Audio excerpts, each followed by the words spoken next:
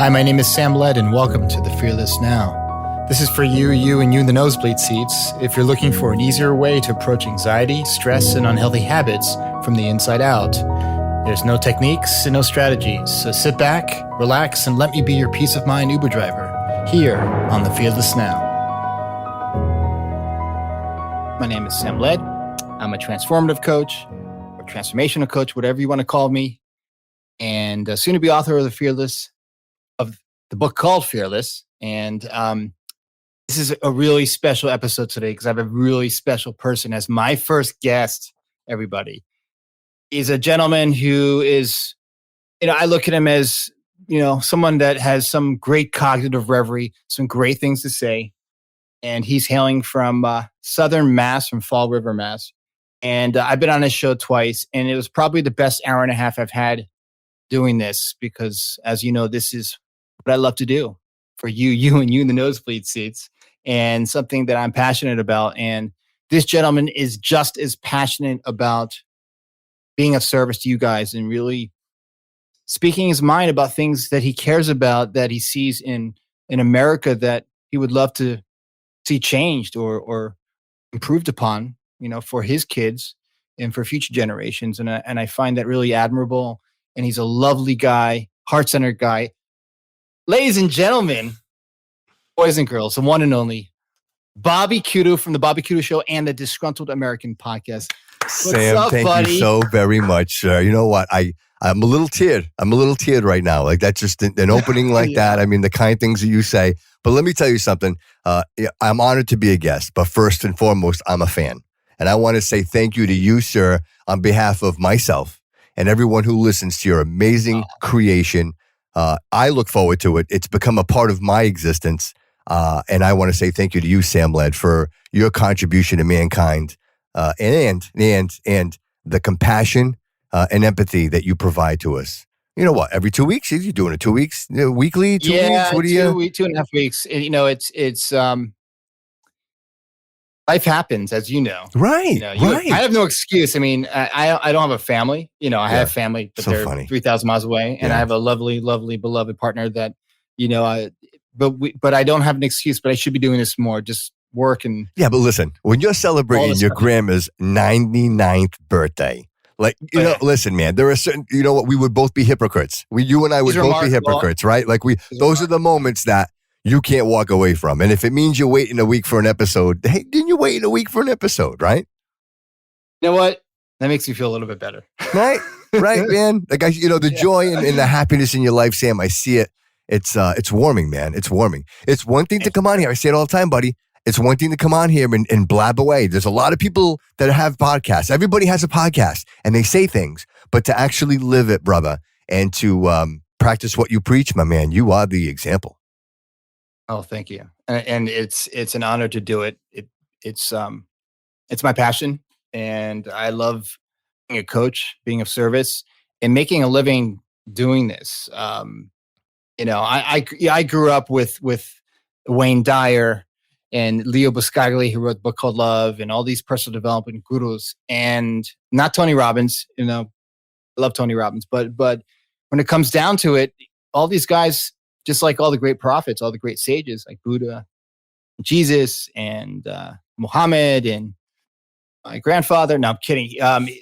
Talk about, but we all have this inner well-being and this inner resilience within us that's just waiting to come out. But you know what? I see that within you with your two podcasts that I want to talk about. Awesome. So let me just tell you first. Sure. Why I think it was the episode "Are You Not Entertained" was my favorite. It's because it's like you do a cognitive brain dump, and a lot of people do brain dumps because they're overwhelmed. Like I, with my ADHD, the way I get around my ADHD, and I share this in my episodes, that I do a brain dump. Like if I'm overstimulated, I have I've been diagnosed. Yeah. I have the stamp. Yeah. I have the paperwork to prove it. Right. Yeah. Right. I do a brain dump, but it's all nonsensical. There's no there's no order to it. It's just what's coming out of my mind, and then I piece it together for what works for me. Yep. It has meaning, but your brain dump is brilliant because you don't have to do that. Yeah. You know what I call it? It's not really stream of consciousness. I call it the black zone. For me, it's the black zone. What do you call it? Yeah, the black zone. I'm not conscious of it. Why do you call it the black zone? Because I'm not conscious of it. I like to, here's the example. And for me, unless you've never been in a fight in your life, and I think I think most people our age, at some point you were in fisticuffs at some point or another. That blackout zone when you really don't remember the moment actually where the fight actually starts, where it happens. There's something that comes over you and pushes you over that edge where whether it's you're throwing the first punch or you're blocking the first punch, it's that instinct that kicks in. And as a trainer in my professional life, it was always that moment. I would prepare for a training. Tell me what kind of trainer were you? I was a technical trainer. I was a technical trainer for Comcast. Okay. Yeah. I mean, I know you mean. I was thinking is he like... No, I like to stay fit. I know, but I appreciate that. Are you going to Muscle Beach and the beach is that way. You're right. But really, what's the beach? I was a technical trainer, and for me, I would build the content, right? So I'm not only facilitating it, but I'm creating it. I'm creating this training, and I'm teaching it, and I'm bringing it to people. And I would always be so nervous, Sam, very much like I was today. Like knowing that you and I were going to sit down and we're going to talk about this. I've never been a guest. Because the best episode ever. Because, I've never been a guest. Yeah. But what happens is, right at that moment, and then the room is full of people and everything stops and every pencil is down on the desk and everybody's looking at you. It's that instant special moment. It's where either that, like I said, the punch is coming or the block is coming, where I call the blackout zone, where I go into this auditory, movement of complex, either thought, psychological. I'm not even thinking. I'm not even. I would call that the flow state, where you drop into the present moment and where time speeds up or slows down. And in fact, you just do your best work there. I mean, that's it, man. And you don't even know what's going on. Like, how do I channel that, when brother? He throws 3-pointer in the past, or like Tiger Woods when he won the U.S. Open. Yep. Or whatever. Right. They don't even remember like a lot of their shots. They couldn't even tell you. Like, someone asked, so how did you get to this point? They were like, what was it like for you when you hit the final shot and you won the whole thing? Right. Or Wayne Gretzky that we grew up with. Yeah. Stanley Cup. Right. We're like, right. They're like, I don't know. I don't remember. Yeah. Right. Bobby Orr, that last goal. That's a great. It's that moment. It's that moment where it's like a black zone where it happens, but you're not conscious of it. It's almost like there's an energy or a force that just takes over. And I'm always chasing it. Sam, I'm always chasing it. I want more. And the only place I've been able to even tap into a little bit of that is behind the microphone.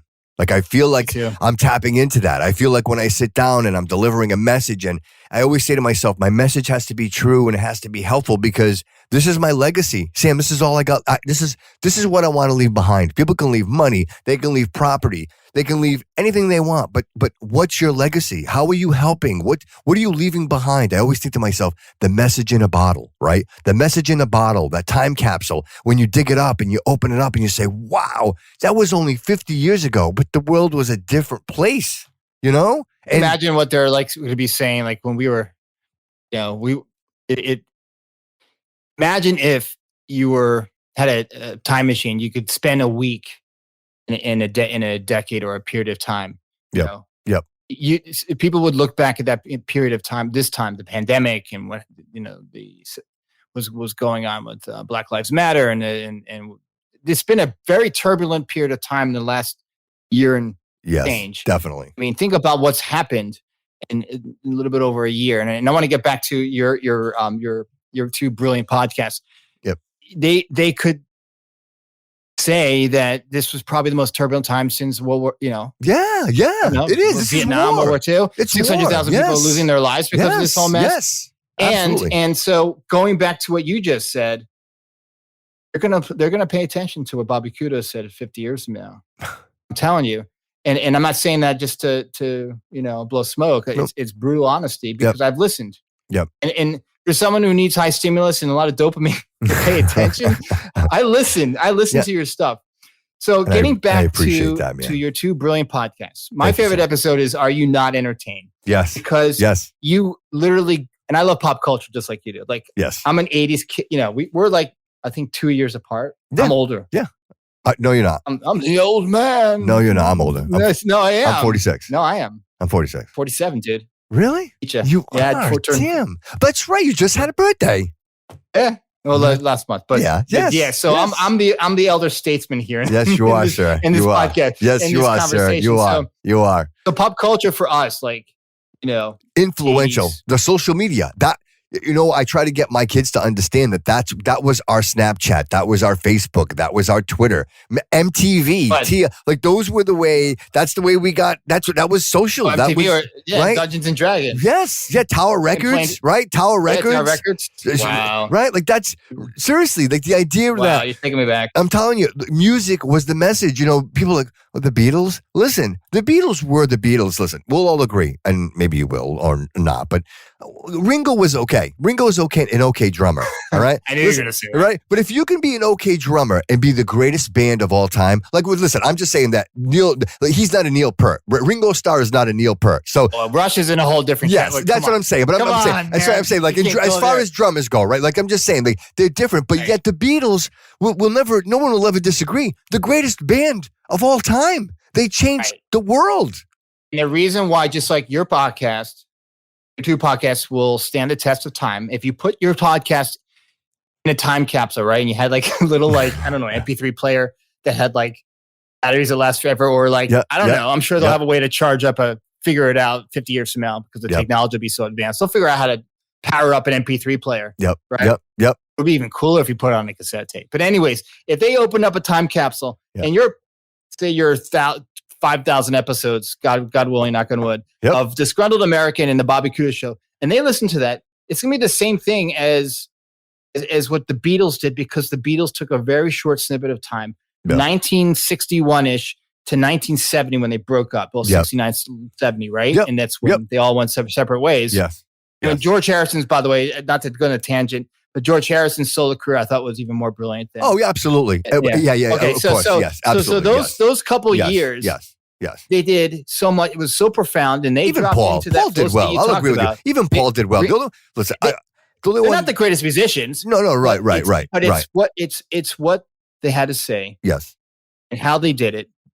It's not that like they weren't the Beethoven of rock and roll. No, they were just.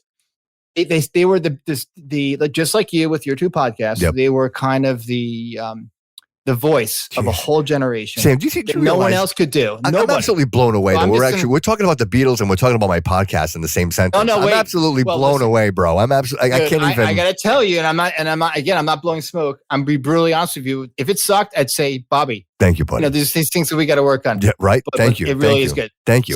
So getting back to this episode. The pop, the way you look at pop culture it's really interesting with Gremlins is just right. It's like things that were going through my head, and I think other, obviously we have busy lives and jobs and families, and we don't have a moment to sit to think about about the Gremlins or Forrest Gump, but it was so brilliant because those are all those things that people our age would think about, and still think of it probably sometimes when they get reminded of what we grew up. You know what? It's my trademarks. It's the bookmarks. That's what I call those in my life. Yeah. They're all bookmarks. Need that. You need that. Yes. To stay connected to yourself and to your generation. Yes. It's important. Absolutely. And Sam, and that's why the music means so much to me. It's funny. I'd always hear. I have some elderly friends. I have some people that are on the boomer scale. What are we considered? I think we're still. We know what they say. 40's the new 30s, so we're doing just fine. Don't you worry about it. But Gen Xers we're in different. Totally, absolutely, yeah. We're in a difference. You know what the thing is, and again, and I hate to repeat what Gary always says, but he says, weak times make strong men. Good times make weak men, and I think we went through a good time there. We might have generated some weak men, and we're dealing with the consequences of that now. And you really think about the dynamic, and you talk about the Disgruntled American Podcast. Excuse me. The reason why that even came to course was I had both Steve and Joe on the Bobby Couto Show. So I had them both on the show, and I both had them on separately. And it was funny because I was talking to, obviously, my wife, who is my confidant, my best friend. And I'm saying to her, I had Joe on the show, and it was really just, it was such a spectrum of opinion. And then I had Steve on the show, and that was such a dynamic of spectrum. And I'm saying to myself, why don't I have both of them on together? and see how this all works out. Now, mind you, Sam, I got a microphone plugged into my iPhone. Like I am basic as basic can be. Which one is Robin, and which one is Robin, and which from Stern, and which one is Eric Norris? I would definitely say that Joe is Robin. Joe is the voice of reason, and Steve is definitely. Yeah, definitely. Without question. He's definitely on the other side. And you know what? And I think that's the flavor in the show. I think that's what makes it work. You know, the idea that, you know what, everything we say, I only have a couple of rules. There's a couple of rules that we have to abide by. One is the absolute Constitution of the United States. We keep it with us at all times. Let me see that. Right there. Wait, ladies and gentlemen, Bobby's holding up the actual, wow, dude, you are definitely from New England. I love it, dude. Yes. Seriously, look at that. It's like gold. Ladies and gentlemen, Bobby Couto is holding up this. Let me see it again. Bring it back. Absolutely. Blue, Absolutely. Literally the Constitution of the United States of America. Yes. It's bound. It's a bound hardcover edition. How many pages is that? This particular one, you know what? It has the whole Constitution as well as some excerpts and stories of the founding fathers as well. I have a total page count of just about 800 pages. There it is. There it is. Beautiful. Beautiful. Cool. You know what? The thing with the Constitution, and I want to get back to, you know, kind of getting an idea of learning about why podcasting for you, because my audience is getting to know you right now. I know you, and what type, and I want to hear, like, because the type of radio I grew up with. Yes. I'm sure it's similar, but like, yes, you mentioned, the Fall River, Massachusetts. Yeah.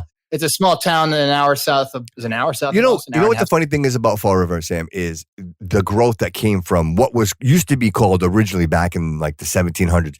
It was actually called Troy City. And it was a place that. Oh, wow. And it was a place that, again, obviously the Pilgrims, the Puritans landed in Plymouth. And that's a little further north, but they migrated along the coast and they migrated southern because if you go in and if you look at the geographics of it, like you get into Fall River, New Bedford, we all have coastal line in the ocean, of course, and the success of history was really based on trading overseas. Like that's, you needed to be near the ocean to be successful. That's right. That's where the trade came from. So that's really how the city grew. And back in the day, it was very successful. One of the first national banks in the country were in Fall River, Mass. So the city really it really grew. And it's funny that, when my grandparents came over here, like we're talking in the 50s, 60s, you had a generation of people that were living, me, I'm Portuguese. And so you're third generation. Well, first generation here, first generation in the United States. My brother and I were the first born in the so your parents are both from Portugal. Yeah, we're both. By the way, yeah, that's one of my bucket list destinations. Really? Listen, are you kidding? We might have to talk, my friend, because I have never been, and the wife and I have never been more serious. Yeah, we got to go. I got to go. I got to see it. It is one of the top destinations for Americans and rated destinations because it's so chill and it's very California. Food. I mean, it's a Catholic. I mean, it's still, Yeah, Roman Catholic. Still, yeah, absolutely. Yeah. And it's some of the best food. Yes, people are just kind. Kind and gentle. Yeah.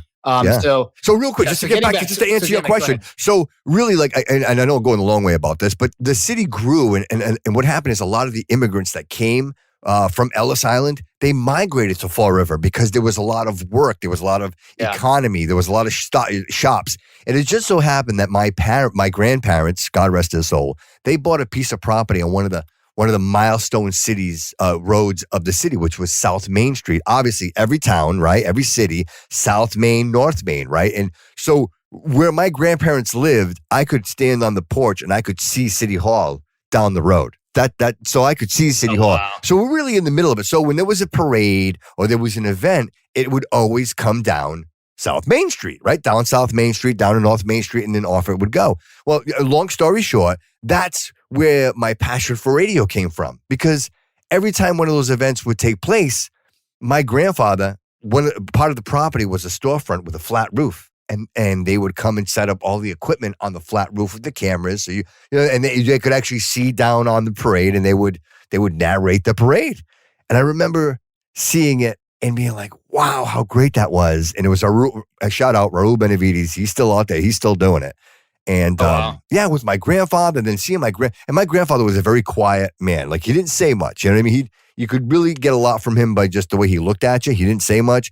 And to see him sitting in that chair, with his big ring of keys, he had a big ring of keys for the property, and having that interview with Raul, talking about the perception, talking about the parade, it did something to me, man. And here I am. This is why, Sam. Maybe it's in your blood, right? Maybe you're just carrying the tradition. Yeah, I love it. The torch, and this is just the 21st century version of what they were doing back in the. There it is. Right, exactly. So tell me, why podcasting? Could you say? And then I really want to talk about, because you sent me a whole bunch of things that you wanted to go into, to talk about today, and to just kind of take a deep dive. So I don't want to forget that. Sure. I want to first get an idea of why podcasting. Yep. Like going this deep and talking about politics and Americana and. So here's an exclusive. You get the exclusive, Sam. No one knows this but you. Wait. One more thing. Yeah. And the audience, I want to know more than the audience want to know too. But what type of like radio did you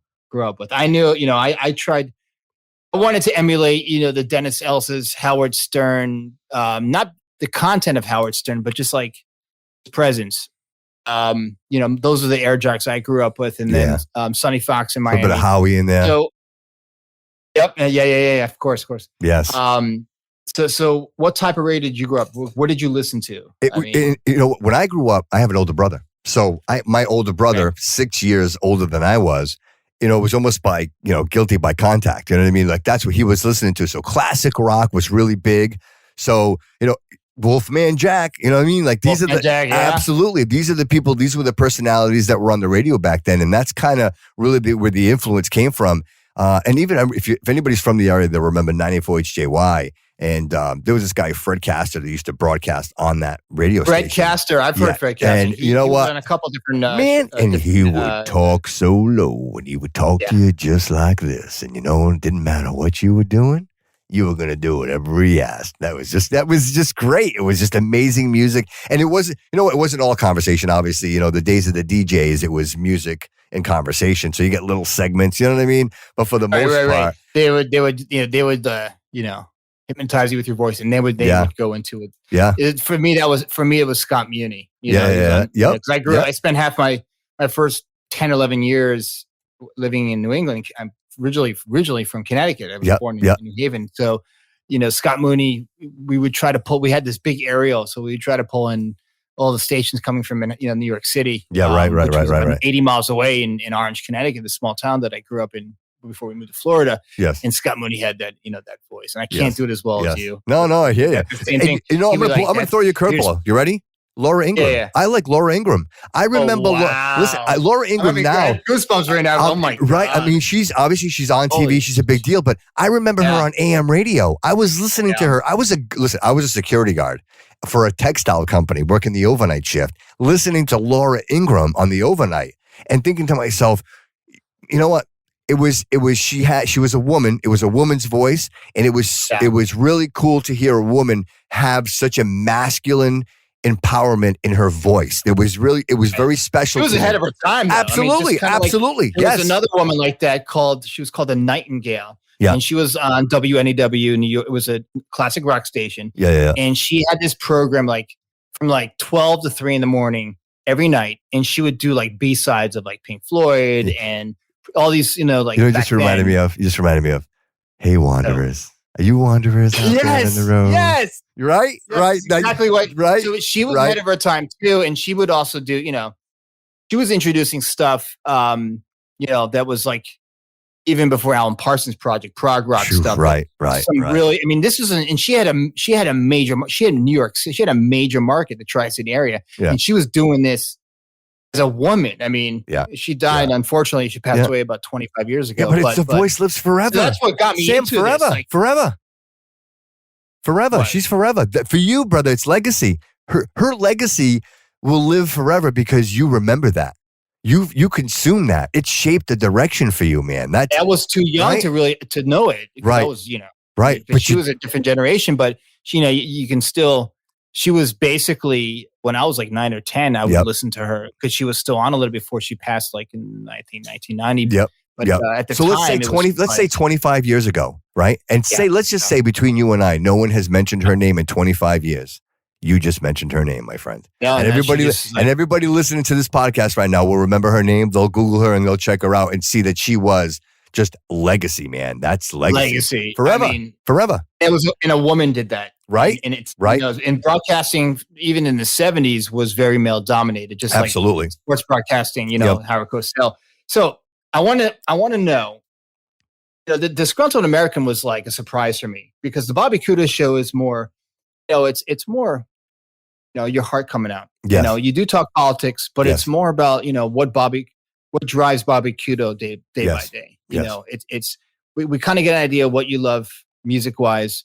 You could have been a history professor, and I mean that. You could go back to school once you were, your kids are out of the house. I would love to. I'd love to inspire a whole generation. I would love to. So, dude, I could see you be like, you'd have to be a professor at Harvard, in Harvard. Right, exactly. You drive the little Triumph, with the, the academic, absolutely, or the MG, the little MG, with those. Sam, convertible and if you're entertained by the podcast, with the tweed jacket, yeah, right, and it'll set up. Hey, everybody, you ready for this one? Yeah.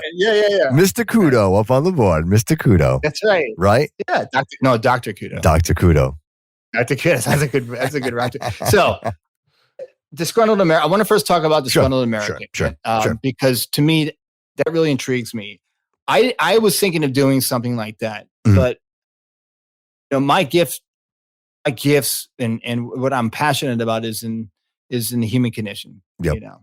Your passion is the human condition and what happens when a whole bunch of humans, 5 billion humans on the planet, 6 billion humans on the planet, get together and create democracies and totalitarian governments over the last 500 years, and socialist governments and communism. We can go on and on and on. Yep. And then you take a look at it and you're like, okay. In this moment right now, this is, what?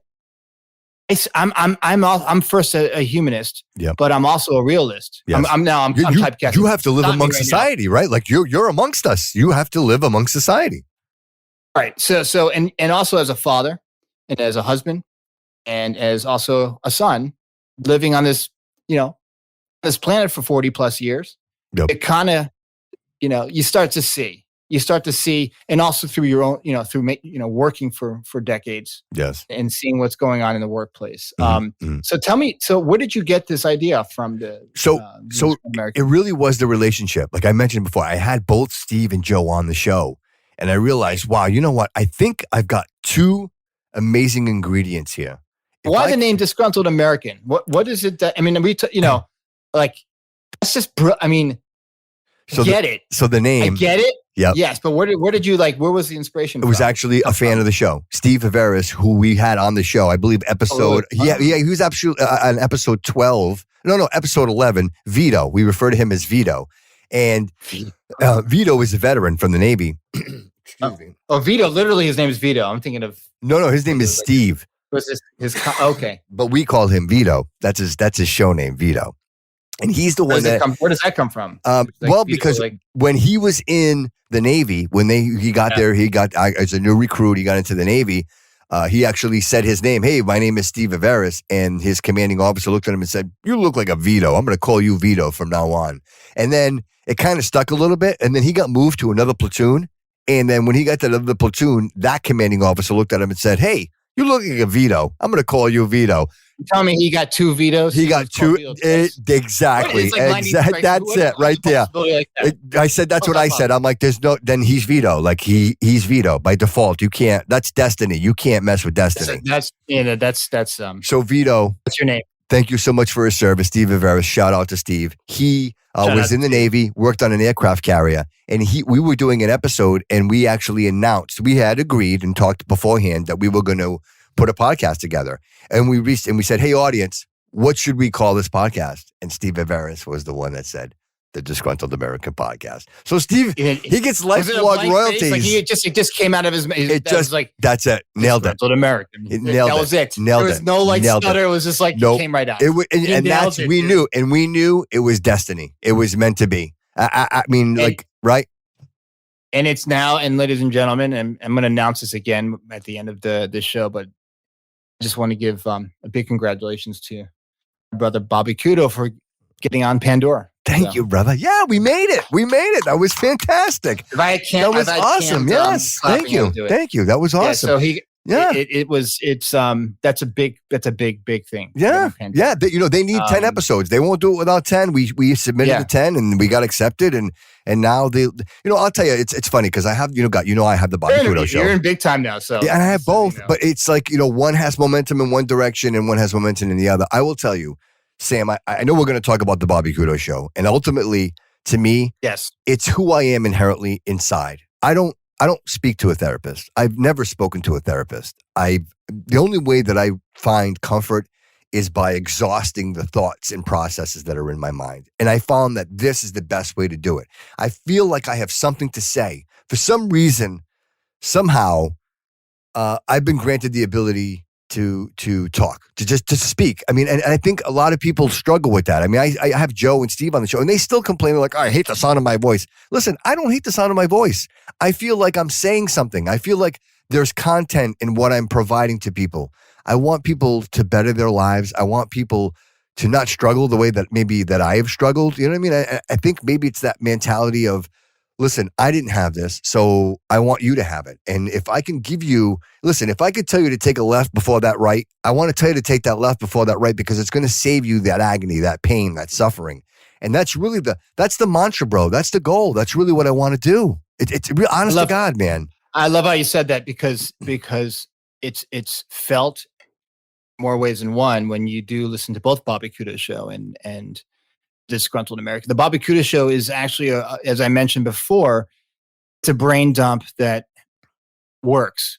Most people, when they write down, when we brainstorm, it's like throwing darts at a board blindfold, and one of the darts hits the board. But when you do it, when you're thinking of episodes and topics, it just works, and that's because it's going from God to not Bobby Couto's brain. Because when you're doing the Bobby Couto Show, just like when I do the Fearless now, and obviously it's edited, and we have, you do your own editing. I have to outsource because I can't pay attention for that long, or have the patience to do it myself. Maybe I will one day. Who knows? Mm-hmm. You'd have to strap me to a chair. I'm telling you. And with keep me there for 4 hours because I know it takes a long time. But anyways, so you really, you go somewhere, and when you do your episodes, just like I do, because we're being of service, we're taking the focus off ourselves, and putting it on our audience. And just like with anything, that's the secret sauce to being successful in a lot of things in life. Is that that people say, get over yourself. Well, you get over yourself, and amazing things happen. You start this amazing podcast. You also find things in your life that you want to change. Like you were talking about, your career, and you were talking about, I'm going to start another podcast. Now it's the Disgruntled American. Right. You focus less on the ego self, and you take that attention and you put it on people. Yes, you nailed it, man. You nailed it. It's rewarding twofold. Right. So this is a great jumping off point for, I think, what we should be talking about right now is mind over matter. Sure. Right? Sure. Now, everyone has a different definition of what that is, because for me, I share the understanding of the three principles is that, we are not the sum total of our thoughts, that there is this inner guidance within us, outside of our thinking, underneath the noise of our constant head chatter, that's guiding us on this river of life. Yes. So it's a very subtle voice. It's not screaming at you. And when you're anxious, overwhelmed, and depressed, you're caught up in the machinery of your brain. The brain doesn't make those decisions, and the brain doesn't find that creativity. You do, your conscious self. Like you mentioned, when you drop into the present moment, you're actually doing it. So, mind over matter.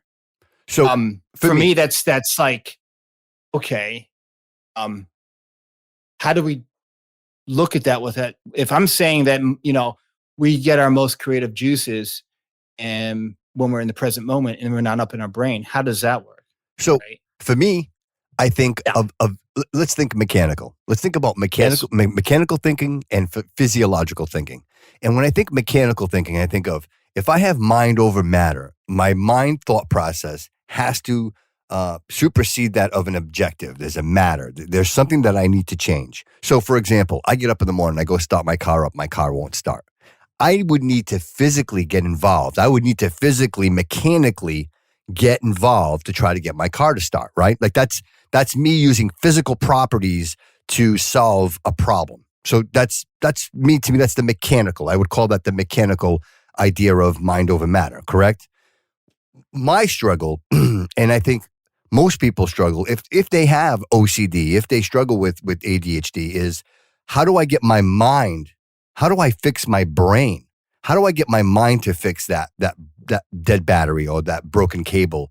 And because it's not mechanical, it's thought, it's physiological. I have to convince myself that I can solve this concern. I can supersede this issue. I may be able to come around this corner. Or is it a situation where you say to yourself, wow, this is too big. I need help. Like, so in this case where maybe I might talk to a therapist, or I might talk to someone and say, hey, this is my problem, right? This is my matter. How do I mind over this matter? So to me, that is a really big struggle personally. I struggle with that because I find myself, one, I'm Portuguese. Two, wait. Don't go there. Right. So Bobby. Just inherently, I don't like to ask for directions, right? Like it's stubbornness. Okay. So yes, it's being. I'm Jewish, so that's the same thing. Same idea. Yes, very exactly. I can do this. I can fight through this. I can find it. But the truth and reality of it is, it doesn't mean that I need to ask someone for the answers. It just sometimes I think it'd be easier and helpful if someone could just help me get through the weeds, right? Like there's a lot of forest. Like how do I find my direction? How do I find my path forward when I know what my objective is, but I've got all these outside underlying conditions around me that are preventing me from getting to that point? So what I'm hearing you say, and I struggle with that exact same thing that you're sharing with the audience, is that there's all we have. When I mentioned before about the brain dump, when we don't have to force the brain dump. If we do a brain dump, we take pen, we put pen to paper, and we just start writing things down. Like when you talk about the mechanics, you go out to your car and the car doesn't start, right? Well, there's a part of you underneath the physiological piece, the machine, the supercomputer, the laptop computer between your ears, that when we pay less attention to the mechanics of it, you don't have to force it. And you and I have talked about this, and it's on my podcast, because no one forced Bobby Couto. There was no forcing of Bobby Couto to create 2 amazing podcasts, or to create amazing kids, or to meet an amazing wife, or to have an amazing career. Even though, just like, life's a contact sport. We're going to get our lumps, right? Sure. That was not forced. That was Bobby. And again, stop me if I'm completely off base, letting go of the controls and dropping into the present moment. I mean, it's interesting with my OCD. When I met my partner, my beloved partner, or started the podcast, or when I'm doing client work, I'm not having OCD thinking. I'm not obsessing over how I'm going to pay a bill at the end of the month, or my rent, or whatever it is. I'm just present. Yeah, me too. And then, yes. Right, exactly. Yes. So you talked about the flow state. Yep. My OCD quiets down. ADHD, when I see the ADHD and OCD as thinking patterns, it's packaged up because through conditioned thought and habitual thinking based on the past, the brain kind of likes to dwell in the past and record it all and package it up, and then future fantasy thinking, and then, oh God, what am I going to do? I don't love my career right now. It's not going anywhere, and my boss is really difficult, blah, blah, blah, blah, blah. Right. I think the fact that we drop into the present moment and let go of wanting to control or find an outcome, it just happens. We do our best work when we're in the present moment, when we're not planning and writing down stuff and obsessing about it. And the matter, we approach matter like, okay, there's no there's no head chat. There's no like inner melodrama. There's no argument in our mind going, how are we going to do this? How am I going to get the car started? Right. I got to get to work, and it's 20 degrees out, and it's snowing out. Right. Yeah. So. But you know what, Sam? Real quick, not to take you off track. It's finding that present I moment. love it. When I'm struggling. I'm being completely and honest with you and upfront with the audience. Yeah. I am struggling finding that present moment right now. Like even yesterday, just to give you some context, I'm out in the backyard. I'm cutting the grass. You know what, Sam? I am so blessed to have a beautiful home. I have a beautiful wife. I have beautiful kids. Like, I'm blessed. I'm blessed, and I'm thankful for it every single day of my life. I'm on my lawn tractor, and I'm cutting my grass. And you would think that there would be no more peaceful place. And of course, I've got the Fearless Now podcast in my ears. And there would be no more peaceful place. And I'm hearing your voice, Sam, and I'm hearing you tell me, all right, Bobby, drop into the present moment. And I want to, and I really do. And it's like, it's almost like I'm on that roller coaster with you, but I'm not strapped in. So right at the last minute, I'm kind of hopping off because where are you when you're there? But where are you when you say you're not there? I'm hearing this because you love take care of your your garden. Yes. You're a hands-on guy. Yes. I get that. Yes. I get that from you. Yes. And you're a self-made guy. I also get that from you. I mean, you had a mom that worked really, really, really hard to provide for you and your brother. Yep. And that's a blessing. Yep. But at the same time, you're also a self-made guy. I mean, you've done the work. Yeah. So tell me, I mean, again, this show is about you. And I want the audience to know that like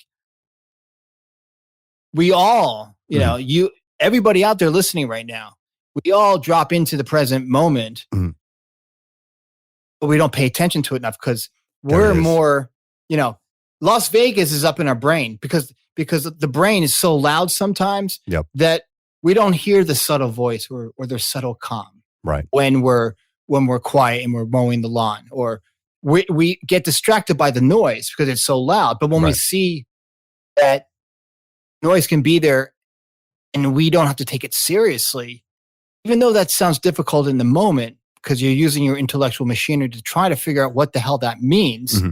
Because the brain doesn't understand what calm is. The brain doesn't understand anything because it's like a laptop computer. If the laptop computer is turned off and not plugged in, well, you're not going to get anything out of the laptop computer. It's not going to do anything for you. There has to be a operator behind the laptop computer. Right. And I talk about this. So you're on your lawnmower. Yep. You're mowing your lawn, and it's a beautiful day outside, a gorgeous New England summer day. I had a terrible week.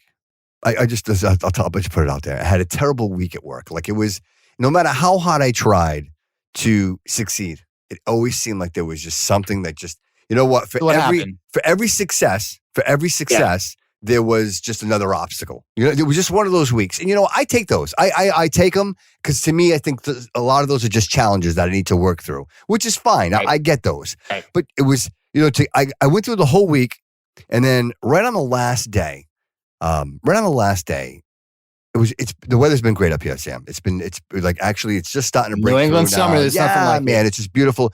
And I had, obviously my one of my coworkers, I said, hey, listen, let's go outside. I had some work I had to do on the outside of the building. I'm like, let's go outside. It's a beautiful day. Let's go out there. We'll do what we got to do outside.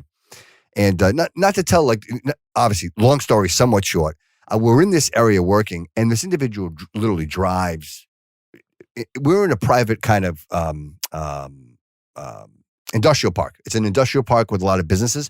So any traffic through there obviously is like 15, 20 miles an hour.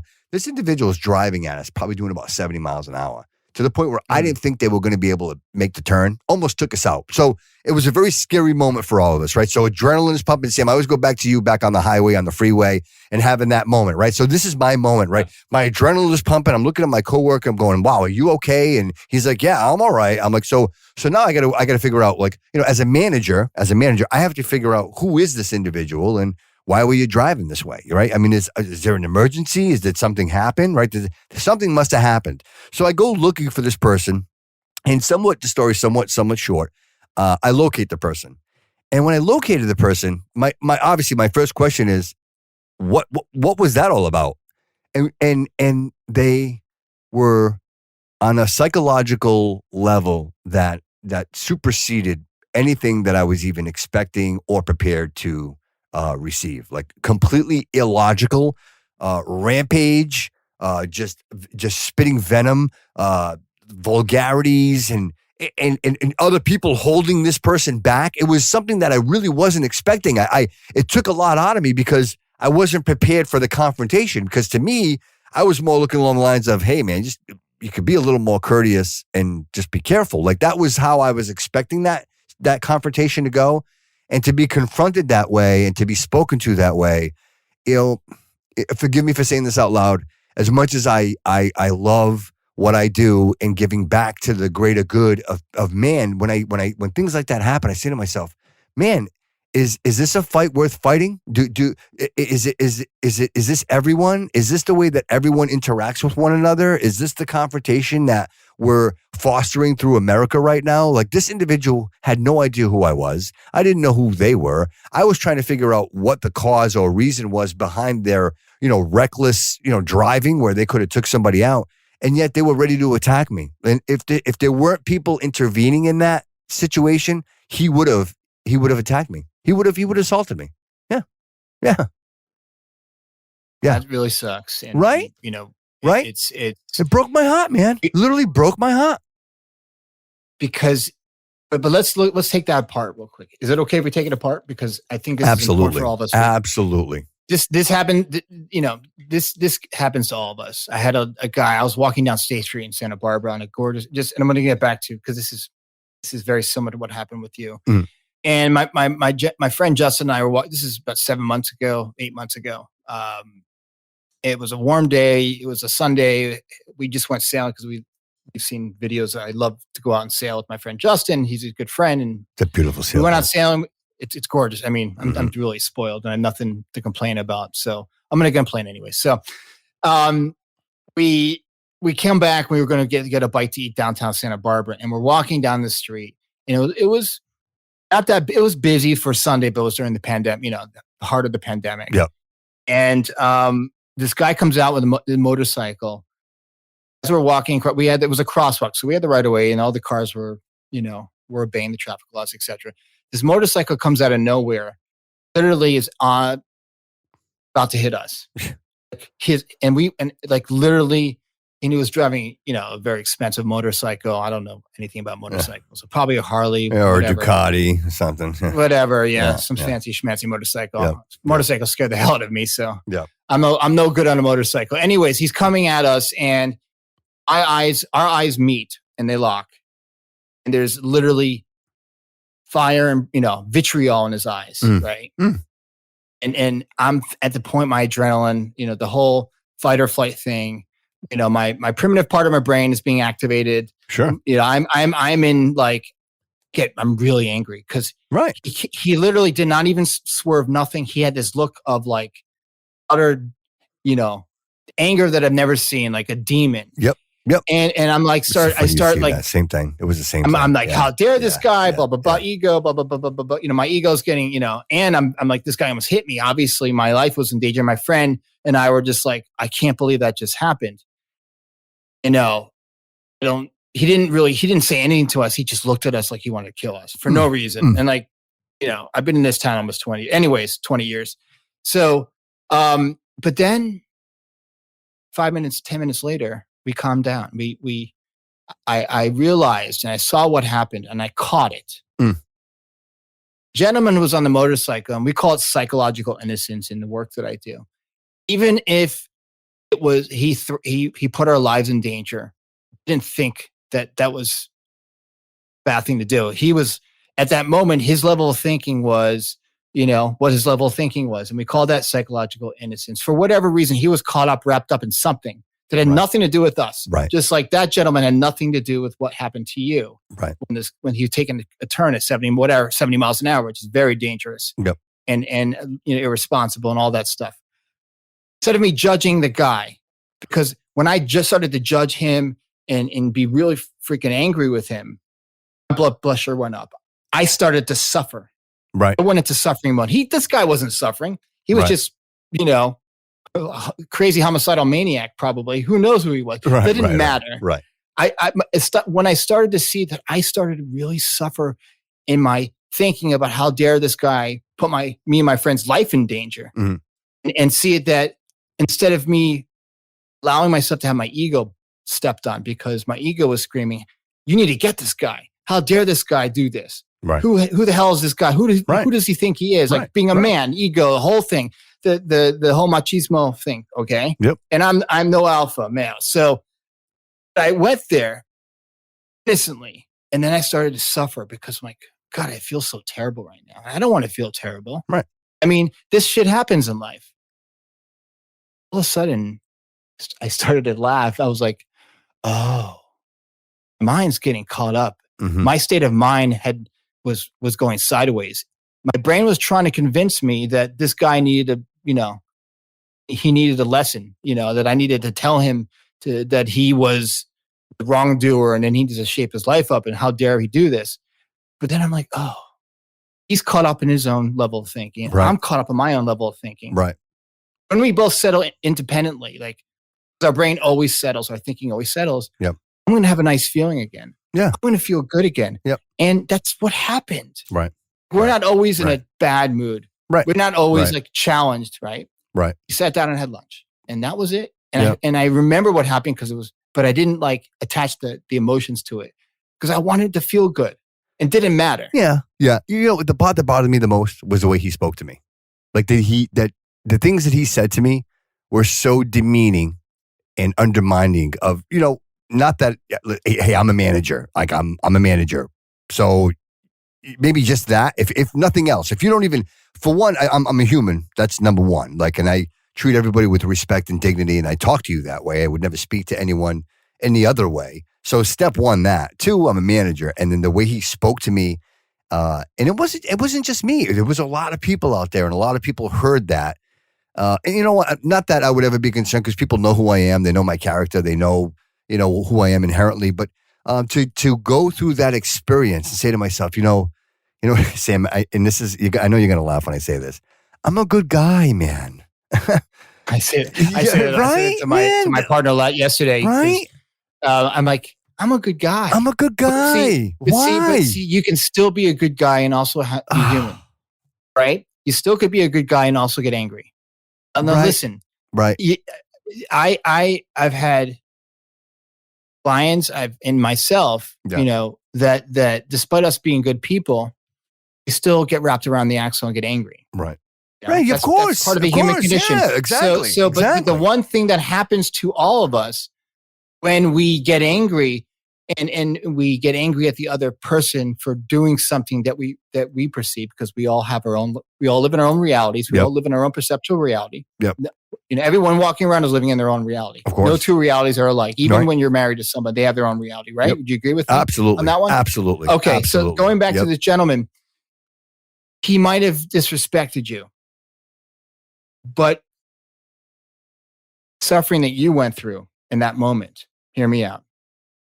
Like the suffering I went through when this motorcycle guy almost ran me and my friend over. It's the same thing. It doesn't matter why he did it or what.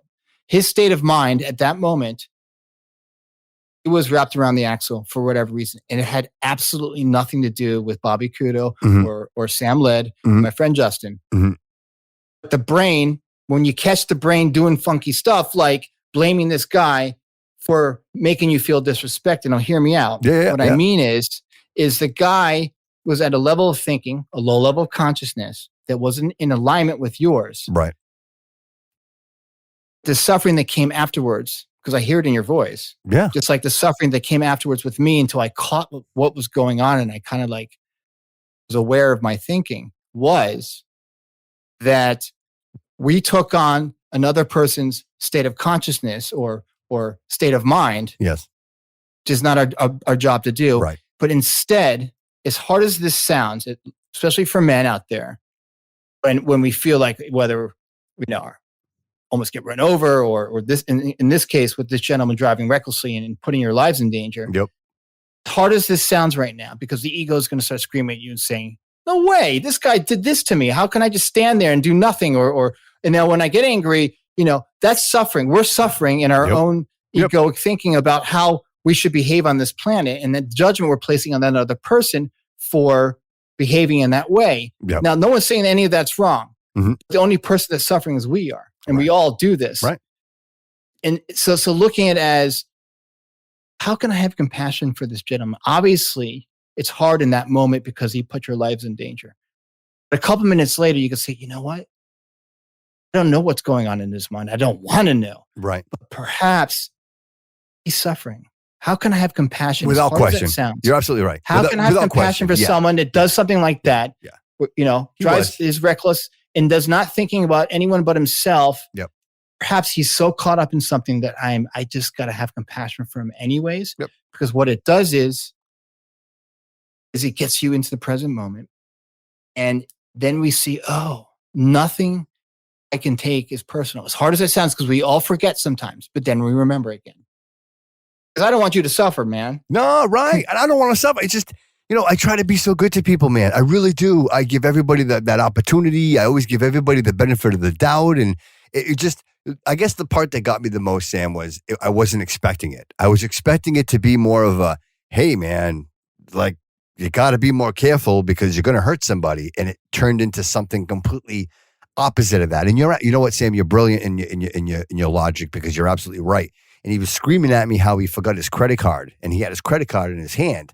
So ultimately, there was a driving force. He left the building. He lost his credit card. So he had to drive back to go try to find his credit card.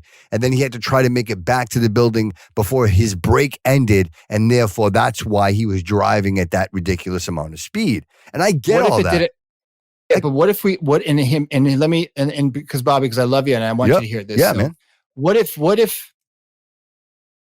could what if there could be a period after, okay, this gentleman came around the corner 70 miles an hour and scared the shit out of me and my friend, and it felt really dangerous, hard stop, period. Yep.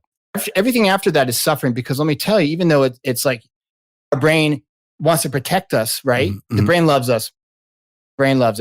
But what if we could look at it? It's not personal. We can have our 2 minutes of being angry, but everything after that is hyperbole because it is.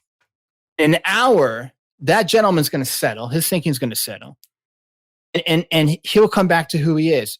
Because at our default setting, at our true nature as human beings, whether you are an alcoholic or you can everybody on the planet.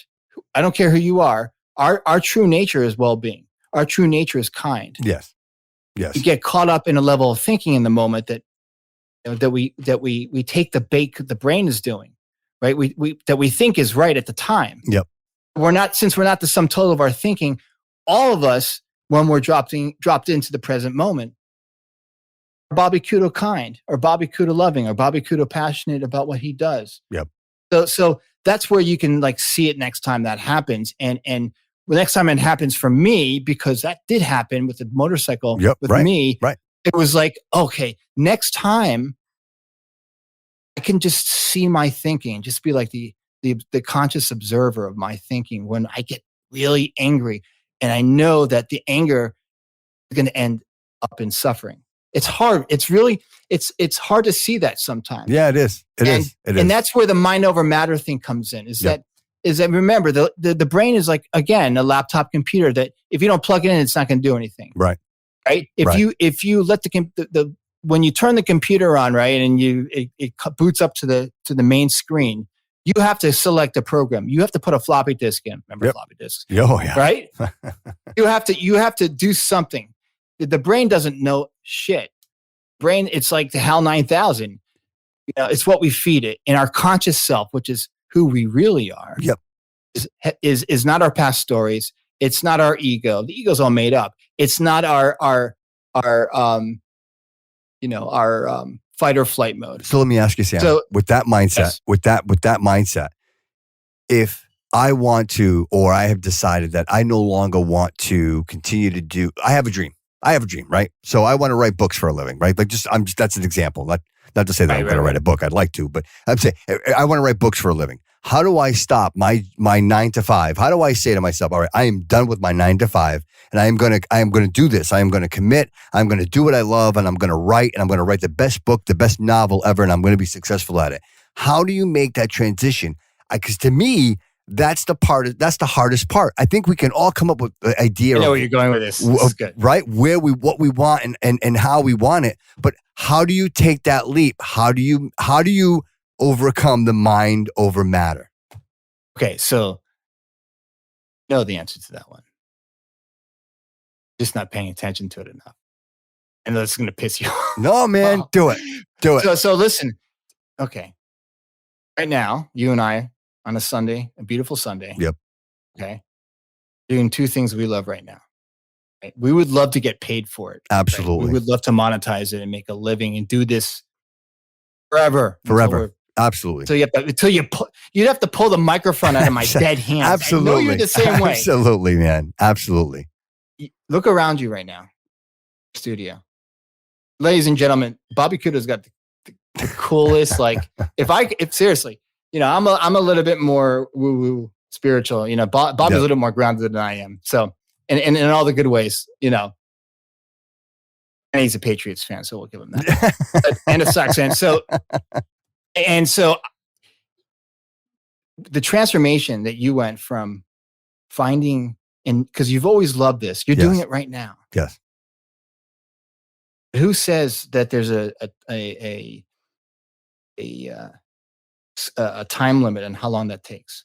Maybe you're just not and don't take this the wrong way. Maybe you're just not the greatest estimator of how much time it's going to take for you to do this full time. Right. Maybe you're doing it already. This is just the beginning. I don't know, but I do know is that you started.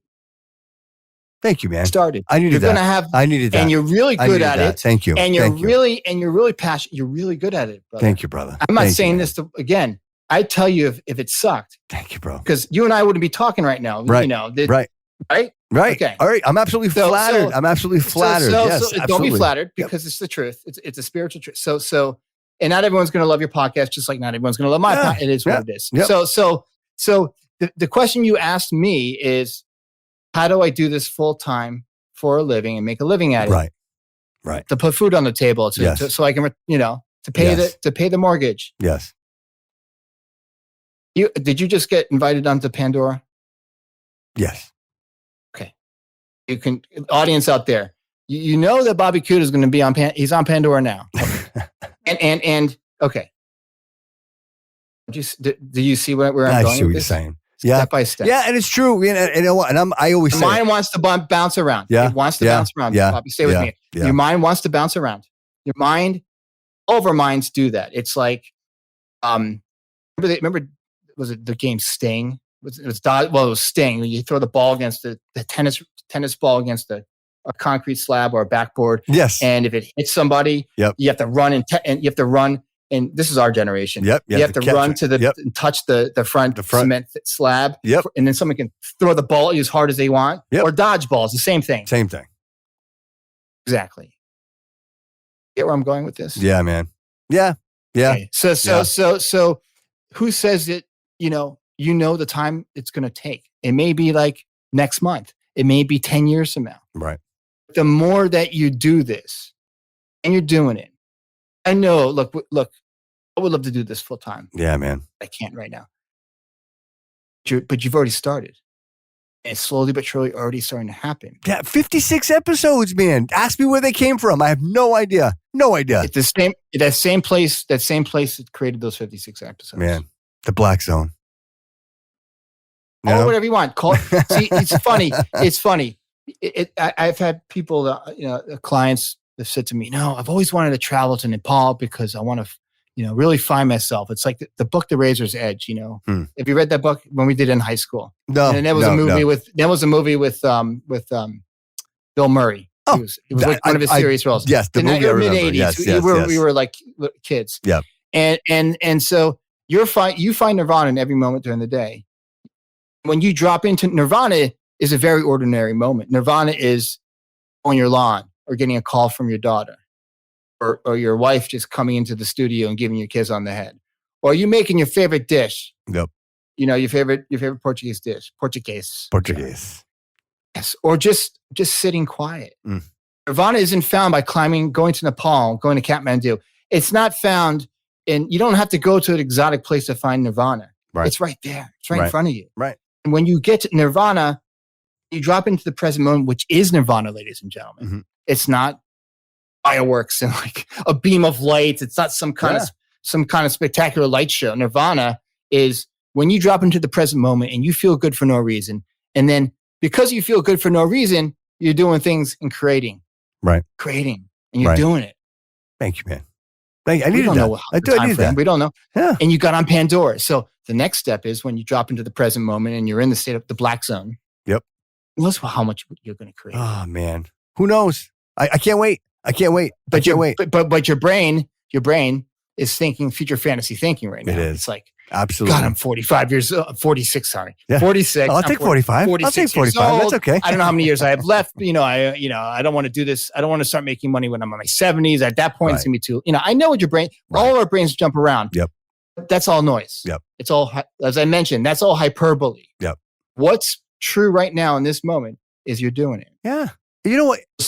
Just like how many times Michael Jordan, was going to quit basketball. Right. How many times he failed? Yeah. Or they used to say, well, how come you hit so many shots? Because I take every single one. Like I take every shot I can. You know what I mean? So at some point you're going to get the majority. You know what I mean? It's just you take every opportunity. And I wanted to share that with you, Sam, today because, it's easy to be just a personality. You know what I mean? People can listen to the show. People can listen to the Bobby Couto Show. They can listen to the Disgruntled American Podcast and not really understand or know the person who the person is behind the microphone. And you know what? I'm just like everybody else, man. I'm in the cog and I have a full-time job and I have a family and I have dreams and I have hopes. And, I always look forward to the relationships and the opportunity to meet amazing new people. I always say to myself, who am I? Sam, I didn't know you a year ago. You know what I mean? And now you're such a huge part of my life. Like seriously, I see you every single day. I interact with you. Like I have family members that I don't interact with every day and I interact with you almost every single day.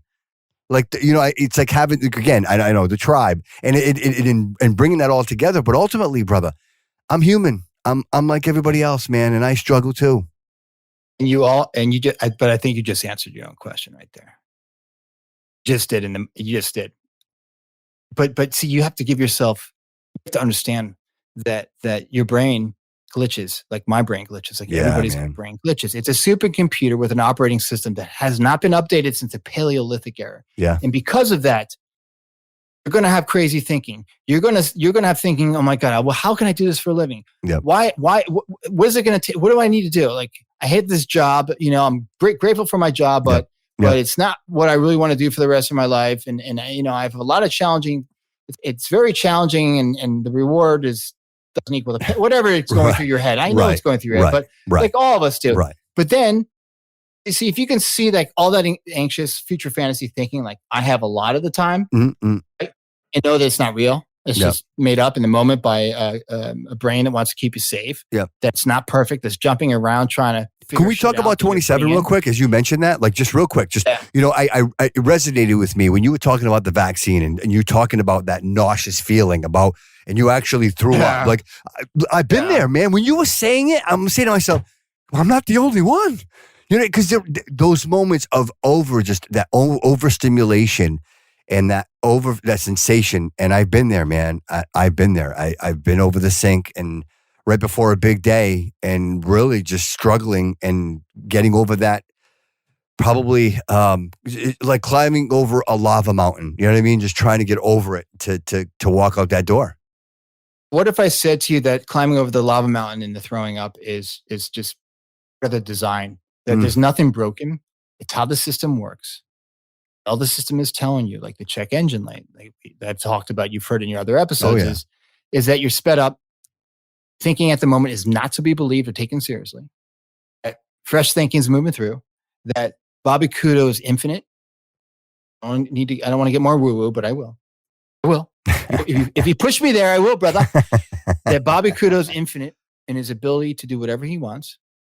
This is not some affirmation. Yep. Not broken. Nothing to fix. There's nothing to change.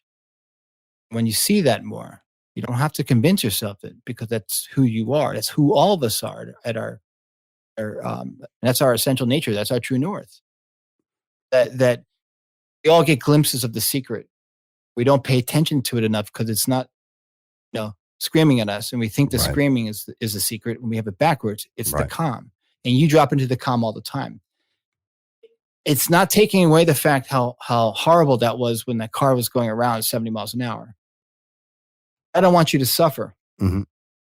In that, because it's almost like you're in that car with him. It's when you were starting to get wrapped up. Yep. And really offended by his behavior. And it's very normal to get offended. And it's very normal to get angry as much as it is to have compassion for the guy afterwards. And you're alone and you're saying, oh, you know what? The guy must be like going through some major shit right now. And this is his way of dealing with it. Right. The more you see that, the next time it could happen again. Who knows? Right. I don't know. More you catch your thinking, like more you be more aware of your thinking, not stopping your thinking, not changing your thinking, not fixing your thinking, because there's nothing wrong with your thinking. Right. All of our brains do this shit.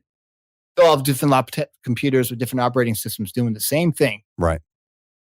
Knowing that it's your brain, it's not who you are. It's part of the system that's working perfectly. The better you are next time, to suffer less and to move through you quicker. And that's how I do this, because I'm scared of shit of this stuff. I'm anxious as hell. Even talking to you, I mean, it's intimidating. Even we've been talking for a long time. Right. We've done episodes together, and it doesn't matter. It doesn't take away that my brain's going to go there. Me too. And go on and say, man. You need to be anxious right now because the brain doesn't know what danger is. Right. It knows when it does it right when we're being chased by a saber-tooth tiger or a guy with a knife. Yep. But it also does the same thing when we're, going on a podcast, or even when this guy was going around the court at 70 miles an hour. Yeah, the brain had the adrenaline going, but the hyperbole afterwards and feeling disrespected, man, it's so far from who you are. Yeah, man. Because he wasn't deliberately disrespecting you. That's all he knew at that moment. Yeah. That's where we can have. And you know what the funny thing was? And real quick, my peers, because I stood there and one of my peers looked at me and said, wow, you didn't say anything. You just look really disappointed. I said, yeah. Like, I didn't react to him physically wanting to come at me. Like everybody was holding him back, and he was violent and he was just aggressive and wanted to, and I never reacted. And I was looking at him, and I would hope that he understood. I was so just disappointed. And like, I'm looking at him going, brother, I feel that we're humans, man. Like, you know what I mean? Nothing has taken place that would ever justify you talking to me or feeling the way that you do and throw it. And it really wasn't the words as much as it was the energy.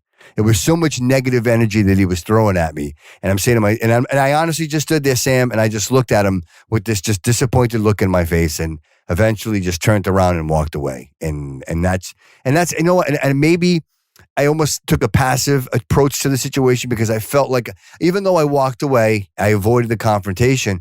I just felt like I wasn't able to do any good in a bad situation. Like, there was nothing I could do to make that situation better. And you did what your inner wisdom was telling you to do, and that was the best thing for you to do at that moment. So I want to ask you. I want to move on, because you sent me some great questions, and thank you for. It's an honor for you to share that with me, because I can see it and I can feel it that more than anything you were just like, man, you were disappointed in him because you didn't see. You saw his true essence. Yes. Like I see your true essence. Right. Right. And you see my true essence. Right. All of our true essence is none of that.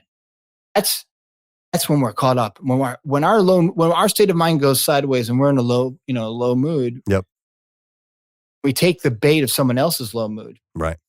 Make it personal. Allowing someone else to dictate my thought process. To me, that's one of my rules. And that's where the suffering comes in. Yes. Right. Yes. So this is great, because you sent me a whole list of things. I want to talk about. You mentioned about that you have. I don't think you were diagnosed with OCD, and if you're comfortable talking about this, of course, absolutely. I'm an open book of this stuff. Me too. Me too. Because for me, I've struggled with this for decades. I always thought I was just a little more obsessive, a little bit more passionate about stuff. But I see how I've suffered and within my obsessive thinking sometimes, and also, people that I love, I could see like it's tiring sometimes for other people. Mhm. And that's why I want to be the best person I can. But Of course. sometimes I forget who I am, just Right. like we all do. And we have our frailties. Yep. And it's interesting because OCD and ADHD can be a cocktail. It can be like a Venn diagram of things. Right.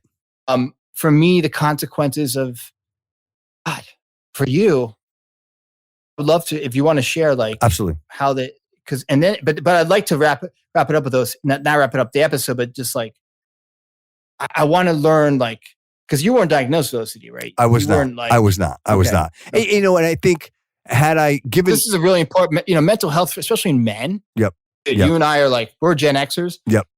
No, we're still men, and I don't know, from alpha male. I doubt. No, I'm not manly enough. yeah. But you are, because you got the beard going. I got the beard going. Right. Yeah, exactly. Right, so you got street cred. Right. You got right. the beard street cred. And in all fairness, you know why I'm not an alpha? Because I can't even grow a beard. I look like Shaggy. No kidding, man. Like look at that. You got perfect skin, man. Look at you. Are you kidding me? Yes. Very lucky. No. You know what they say? God made a couple of perfect faces. The other ones they cover with hair. So, you know what I'm saying? Right?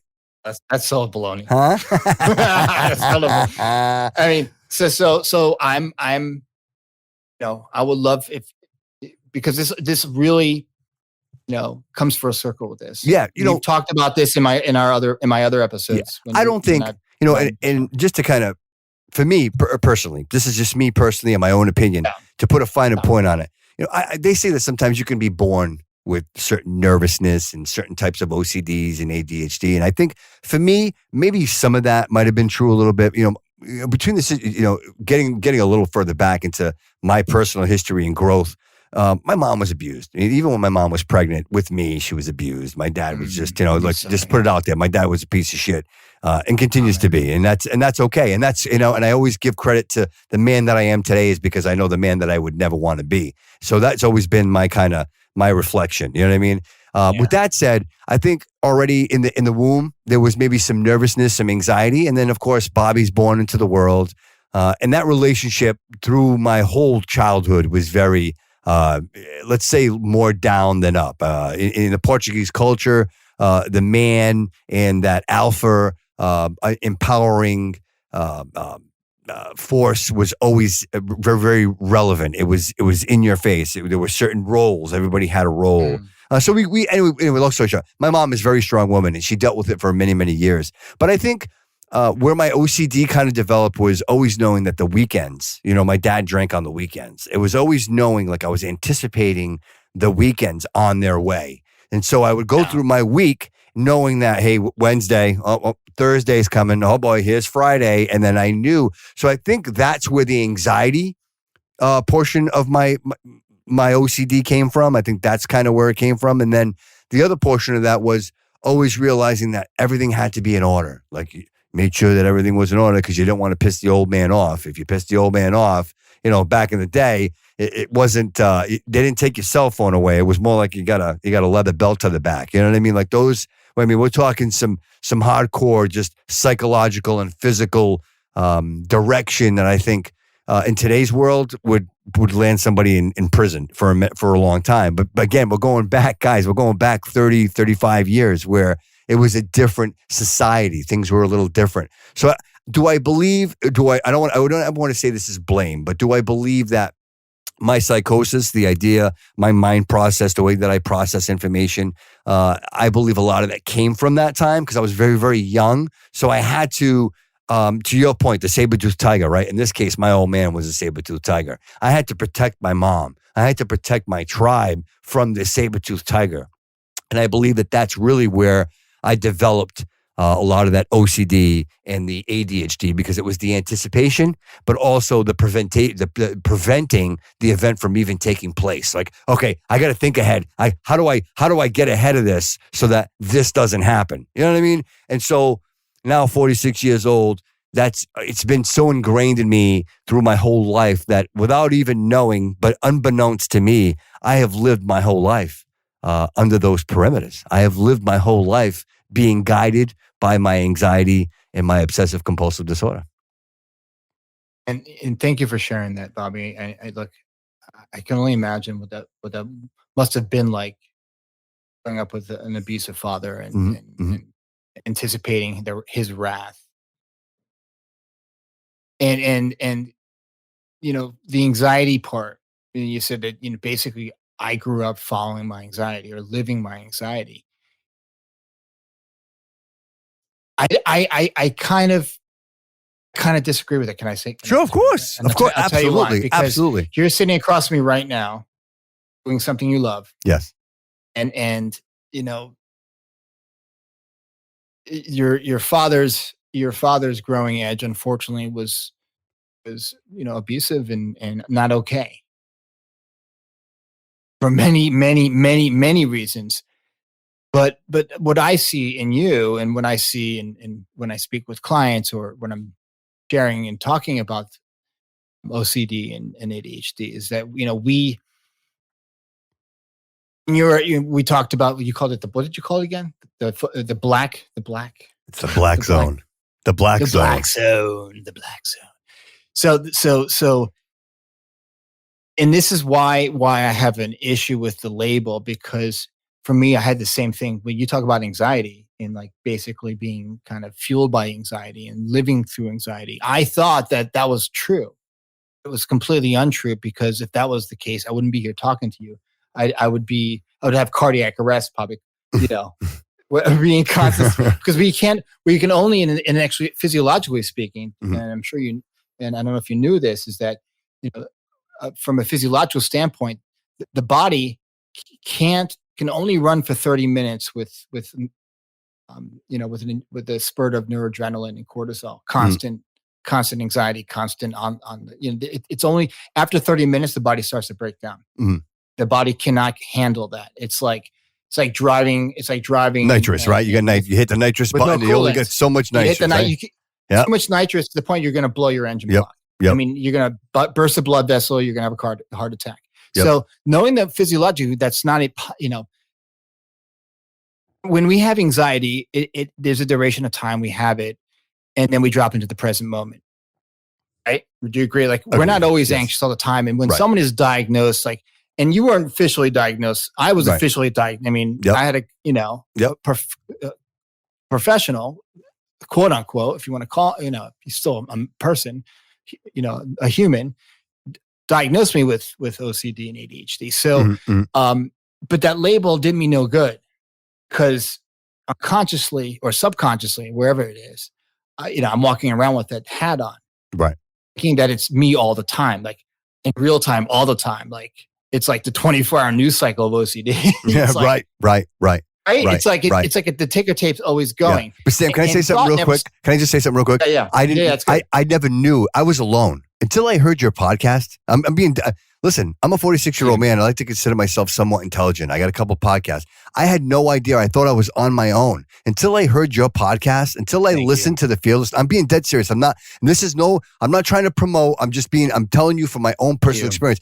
I thought it was just me. Honest to God, I'm like, I would think to myself, no one else thinks this way. No one else has these, 17 windows open in their head that they're trying to figure out all at the same time. Like, does someone else have trouble when they're reading something and not getting like the mind running off on some other ideas, even though you're reading something right in front of you? Like all of that, I thought it was me. I thought I was the only one, man. So you showed me that I'm not. You exposed that to me, and I can tell you, man, it was a huge weight off my shoulders knowing that I'm not the only one that's like this. Thank you. Well, it's an honor, and if I can help one person at least, that's the whole reason that I started the Fearless now. I mean, I hope that other people have definitely, man, definitely, without question. And thank you. I feel great. I feel honored for you to hear that from you. Yep. So I think that, like, to take it back to OCD and to consequences. I mean, there are consequences, maybe, but maybe this is just how. This is just the design of your system, just like the design of my system. That maybe it's just wherever, it doesn't matter where it came from, whether it's from the womb or what genetics or whatever happened. It doesn't. None of that matters. Right. If you could even put your arms around it, there's nothing wrong with Bobby Couto amidst temporary OCD thinking, because we don't have it all the time. Because we'd all have heart attacks. It'd be Right. impossible. Right. We'd also don't have ADHD thinking all the time or anxiety thinking all the time. It feels real physiologically in the moment, but it's not. Our brain wants us to think so because it's not perfect and it makes mistakes and it's glitching. So with all that, what we know about how mind really works, understanding that even if there were consequences for some of those, for having an OCD moment or having an ADHD moment, perhaps it's part of the perfection of your design. Yeah. I know that's hard to hear, fair. and it's not some positive. It makes sense. Personal development, nourish. I don't think I'd be here without it, Sam. I wouldn't be here without it. Exactly. So consequences. Well, the bad parts of it. There were consequences of, I've had consequences. You've had consequences because, sometimes a lot of times it works to our detriment, especially if we're in a work situation and we're overwhelmed or overstimulated and we're just caught up in the same, in a thinking process that's not healthy, whatever it is, whether it's repetitive thought intrusion, I can go on and on and on. Yep. Those are the things where the understanding of the three principles of what I share come into action. Or you can be mindful and be the conscious observer of when there's a lot of thought turbulence, when you're flying through some heavy, late summer New England thunderstorms. Yep. Man, you have to just there might be turbulence, but you need a little Sid Banks in your life. Yeah, you need a little Sid Banks in your life. Sid Banks was the man. Mm-hmm. So the other thing I wanted to talk about, because we still got a couple more things and we're going to wrap it up. But the other question you had for me is allowing, and I'm just going to read this. Sure. How do you stop? I guess stop allowing outside. I think that's what you meant. Yes. Stop allowing outside forces to dictate the course of your future. Of one's future. Yes. Tell me what you mean by that. So, perfect example. I work a full-time job. I don't have a choice. I have to work a full-time job. And in that, how do I proportionalize my commitment to my employer and my commitment to my passion and my craft, right? So I'm obviously a podcaster. I love to podcast. I love to create content. And Sam, these things don't just happen. I mean, it's hours upon hours of, just gathering data and putting it in chronological order and, knowing what clips to play and what, all of that stuff, it all matters. It all has to come together.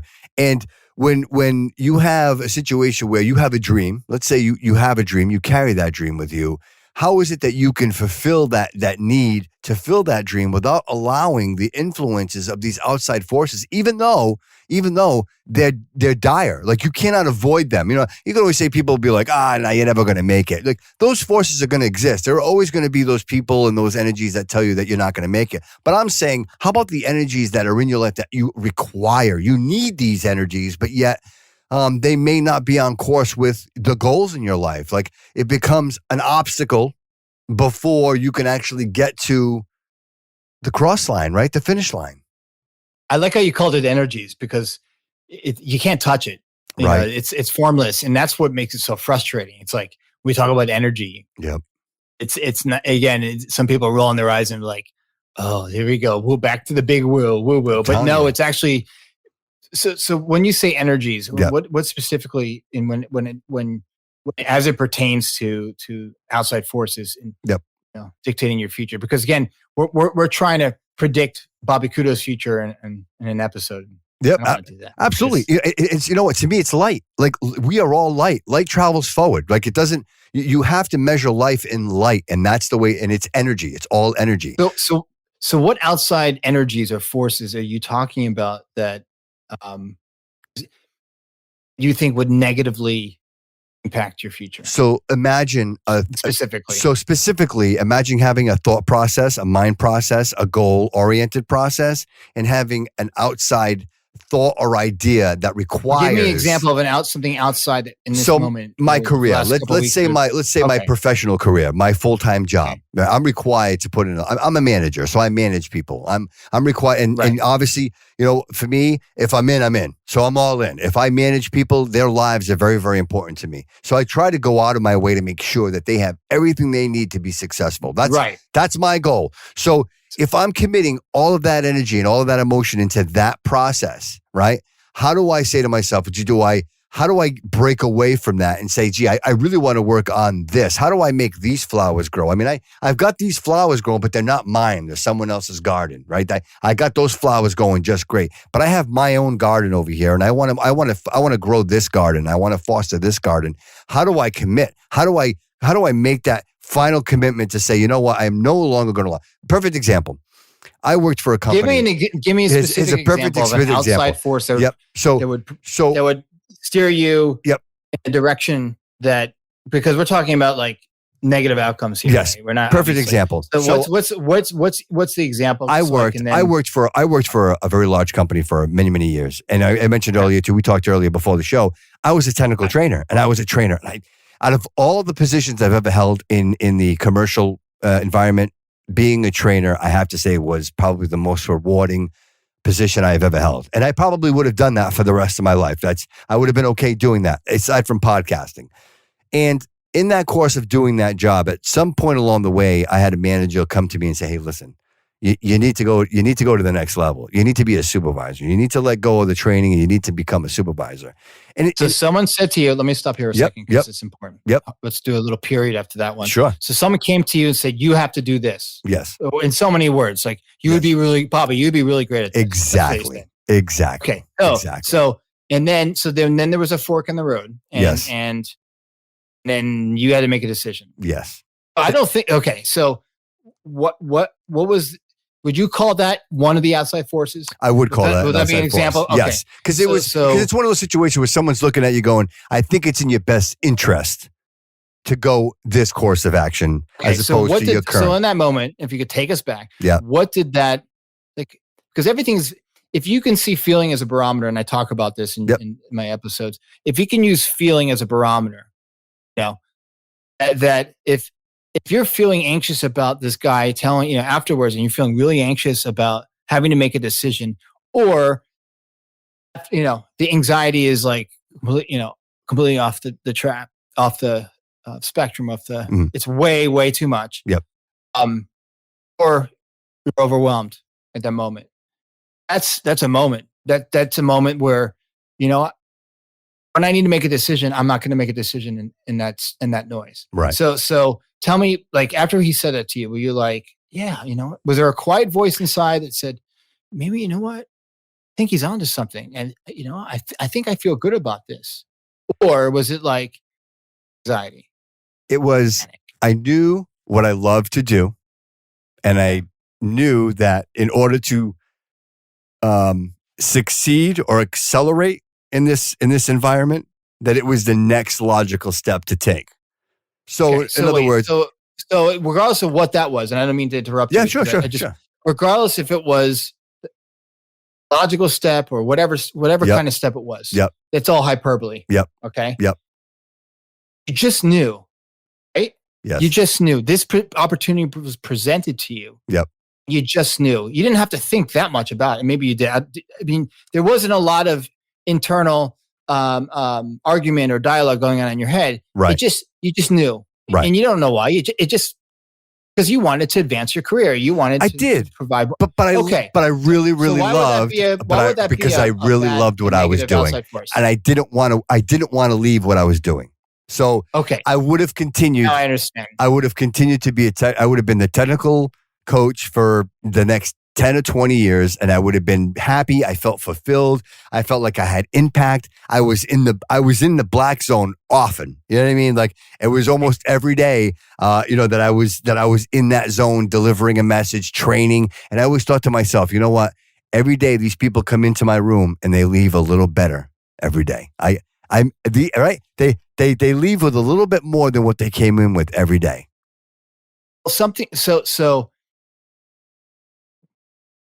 But why would the outside that outside force be wrong? Because let me hear me out. Yep. You liked what you were doing with the technical training. Yep. You take a lot of you were still taking that skill set and elements from that. Maybe you know to the next step. Yeah, but you know what? I wasn't able. Yeah, go ahead. I wasn't able to take it with me. It wasn't, because you know what it became, Sam, between you and I mean, not knowing like the detail of the positions, it really went from having to know the content of the product we were delivering to not needing to know the content and managing people. So I went from training people and enlightening their minds to now managing people and their lives. That's where the shift happened. And so you made the decision based on an outside force, because someone saw your talent. Yes. And you know, we don't know what's going to happen in the future. Right. He saw your, he saw your gifts and talents. You're not your KSAs, I call them, your knowledge, skills, and abilities. Yep. I'm sure you've heard that before. Oh yeah. And wanted to take those KSAs because obviously you're working for a living. You work for a company. Sure. They're not. It's not the free clinic, Right. Exactly. Right. They got to bring money in. So you work for a company that hired you for a specific set of skills and abilities. And he saw your skills and abilities be better off in this other division or this other multitude of tasks that you were going to do, or whatever it was. Doesn't even matter. Sure. And that's okay. So but what time, need? What so need? that's why you. Yeah. But what need did that fill? Did that fill their need, or did that fill my need? Okay, we could look at it a billion different ways, but why does it matter? Because I'll tell you why. And what does that have any bearing on what you're doing right now? Because that at the moment, even though it wasn't perfect, it's the right decision to make that moment. But that was in the past. Yes. That doesn't dictate what's going to happen in the future. Right. And it doesn't dictate but I what think your it was future decision's gonna be. It was a very pivotal moment in my life. I think had I chosen to continue on that technical training, I would. Right now, Sam, I'd probably be the director of technical training for all of Comcast. I'm sure you're amazing. I'll just put it out there. The company was Comcast, and I would have been the head technical trainer out of Pennsylvania at this point if I had stuck with what I was doing. That's how passionate I was about it. Yeah. Well, you know what the great thing is that even though that stepping stone wasn't 100% ideal for what you wanted to do, but it also, was better pay. Bro, here I am. Exactly. Like I keep saying it. Yeah, I keep saying for whatever it. reason, I'm here. I am, man. Yeah. That's the part I struggle with. It's like, you go through these life decisions, and somehow you end up here in Sam, and you're in beautiful California, and I'm here in Massachusetts. Exactly. I mean, when I moved to California before I was doing what I'm doing now, I mean, I was. If it could get me here, and maybe it wasn't ideal. Yeah. So you got to make a living. You still got to pay the bills. So, right, of course. But you still can. The way of looking at it is, it's not exactly in a perfect world. I'd like to be doing this, but I still can take some of the things that I'm doing that I love and apply it to the next step. And I think that's what you did. Yeah. And so with the question that you sent me with, there's a brilliant question. Is how do I? And again, what I think you meant is how do I stop allowing outside forces? Sure, absolutely. And I think we have it the wrong way. I think it's the thinking around it. And hear me out. Sure. The time that you made the decision to go to the next opportunity, the level of thinking where you are that time was what it was supposed to be. Like it wasn't like you put a gun to your head and say, you should. This is what I want you to do. Right. There was a part of you, a lot of you, that saw that as a logical next step, and you didn't have to really think about it, even though you loved your current position. But you allowed, the river of life. You allowed yourself to go down that river a little bit more to the next, town on the river. Right. Just is the metaphor. Sure. And now you're at the next town on the river, and then you're building stuff in that town. And again, and that may happen again. But the more we try to control our outside circumstance, our outside forces, job opportunity that is not exactly what we want, but it's still somewhat in alignment with what I'm good at. Yeah, and what career I like path. doing. Yeah, right. Exactly. Right. Is that once we see that we're divinely guided, if we allow ourselves to be divinely guided, less suffering we have within ourselves and the less of the internal noise struggle, I call it, we have within ourselves. The next time we have to make a big decision like that, and we look at it that way, is that, am I really sacrificing what I love to do by taking this opportunity, even though it's not ideal? Right. Or I need to put my foot down and say, no, I think it's not right for me, and I'm going to try something else. Absolutely. Who knows? Right. I don't know. Right. You don't know. And it's funny, but the decision that I'm making at 20 and the decision that I'm making at 40 are completely opposite. Because if I'm making a decision at 20, I'm looking at the monetary value. There's monetary value. Well, my future, like I can generate more revenue now if I do this, and it'll help me with my future, my upcoming life. And if you're asking me that same question in my 40s, I'm saying no. The money doesn't matter. It's the experience. Like, I want to be happy. Like, I know I got to make money. I know I got to pay my bills. But ultimately, at the end of the day, the most important thing to me is got to be my well-being, my self-worth. So let's go back to that real quick. I don't mean to put you on the coaching. No, I love it. Okay, because this is what I would share with the client. Yep. You talk about well-being and happiness. Can you tell me this is the job you currently have, correct? Yep. Okay. How many times during the day, I'm sure, do you just feel happy? Don't think it. Yeah, right. How many times do you just feel content, happy, calm, in the zone, whatever? Just go about your day. You're just feeling good for no reason. How many times do you feel just feeling good? Like you're not like stressed out, or you're not like overthinking stuff. Like, give me an estimate. Like, that is In a work day. And I don't want to. I hate to be the doom and gloom guy.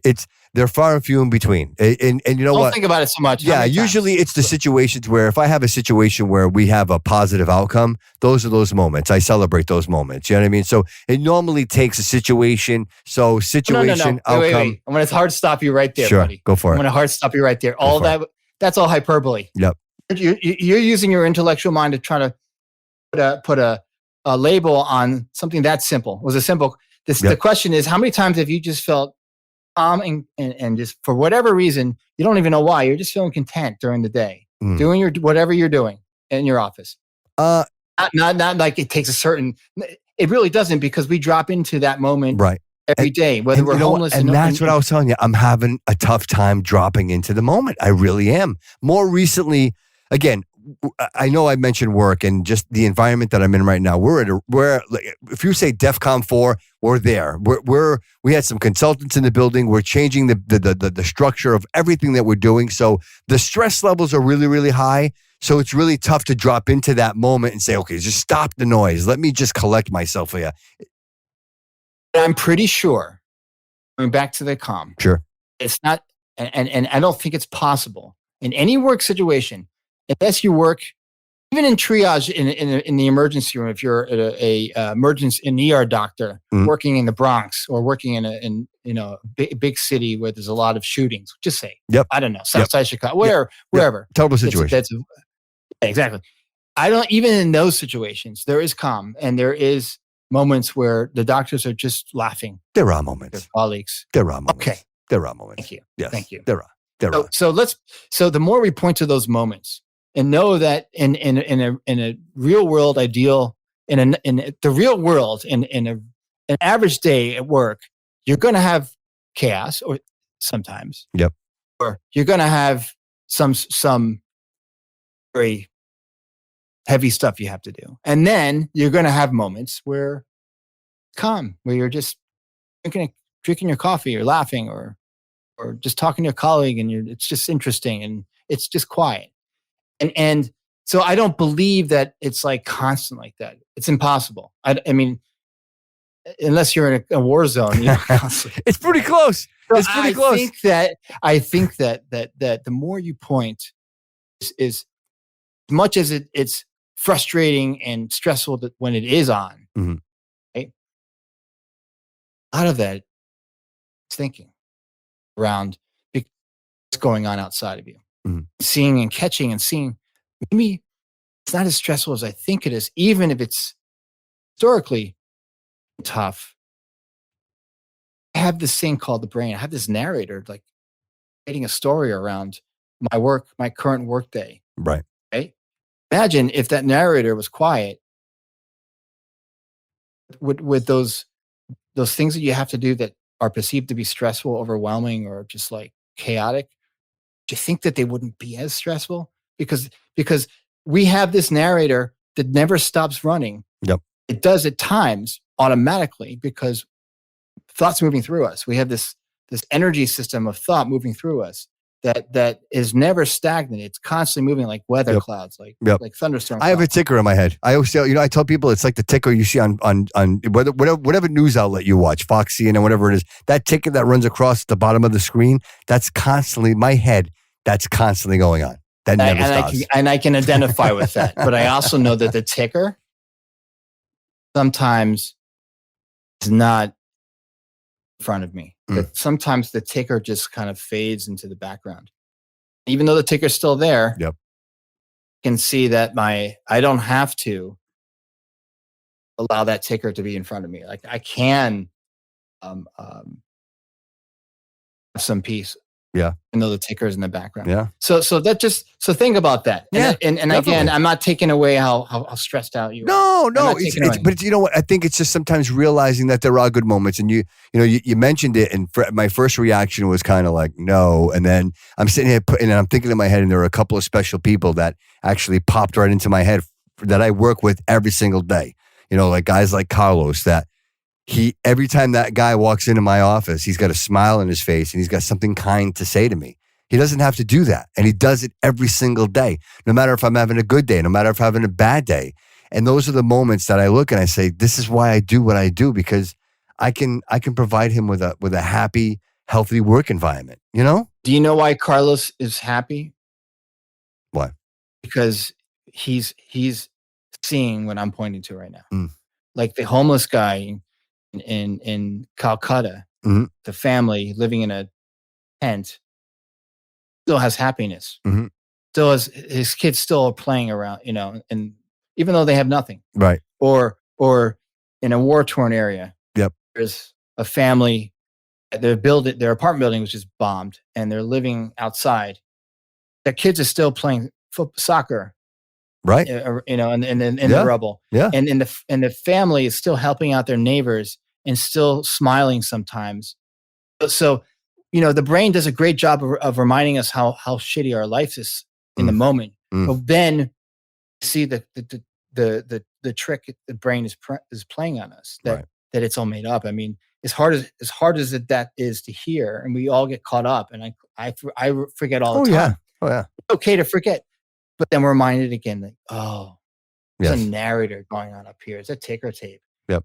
That I have a choice to take seriously or not.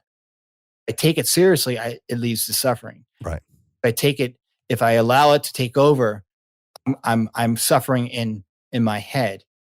And just like the family homeless, trying to figure out what the hell to do next because they have all their possessions have been destroyed and bombed that building. Yep. Or in your case, in a position where you feel like you're at a crossroads, you don't know what to do with your job. Right. We do our best work and find the next step is we're allowing the ticker tape to be in the background. Because the ticker tape goes in the background naturally without doing anything. You're right. That's where I've actually found most of my success is when I finally have given in, when I finally said to myself, but is it giving in or is that just to me, to my own thinking? When I give in to my own thinking, that's what it is. I have to, once I go, like when I drop in and I remove all the hyperbole, if I remove all of the noise and I come into the story. Right. And I realize that I am my thinking. Like when I drop into that, I can tell you that there have been 3 pivotal moments in my life that I will never forget. That's the state of mind that I was in. So I know it exists, Sam. I know it's not like a dinosaur and you might believe it or you might not believe it, or a unicorn. Right. I know that it exists. I've experienced it. And it's just, how do I channel it more often? You know what I mean? And I think as I start to get older, I find that maybe like my mind and my thought process slows down a little bit more, and I'm able to read the ticker. I'm not just catching the buzzwords in the ticker. I'm able to read everything. You know what I mean? But maybe the ticker is just like I described. Is that when the ticker is loud, just like when the noise is loud. Yep. That reason why it's not to take seriously. It's because maybe, I'm pretty sure I'm correct on this one, that the brain is so sped up. It's basically the check engine light. The brain's check engine light is on, saying, "Slow down, buddy. Right now, what's going on? You have a whole load of sped up, anxiety-ridden, obsessive thinking going on. It's not to be taken literally. Don't pay attention to it, even though it's hard." Mm-hmm. Instead of what our brain is telling us is, no, it's because of you're at a crossroads, right? It's true. And it's because of this, I got to make a decision. You understand that the brain is going to do that anyways, absolutely right, regardless of what is true or not. And you knowing that that's not true. Yep. You do the prison that you're talking about, like outside forces. And like we all do this sometimes, including myself. But once I saw that there is no outside force, it's all made up in my head. Right. It's what I choose. I have to make the decision. I have to choose it. I cannot allow an outside force to dictate the course of action in my life unless I choose to allow that to happen. Right? There you go. Right? I just had an epiphany. On that note, I just had an epiphany. And I love you for that. And I love you for saying that, because if the audience can hear that, you don't need an affirmation. You don't need to, you could, if it helps, great. But knowing that your system is working perfectly as it is, that whatever you are blessed with, ADHD, OCD, you know me, whatever it is, anxiety, pick your favorite cocktail of issues. Know that you were created perfectly. And that's not some sanctimonious stuff. That's truth. That's a spiritual truth. That's a truth. Knowing that the system is designed, it's going to glitch.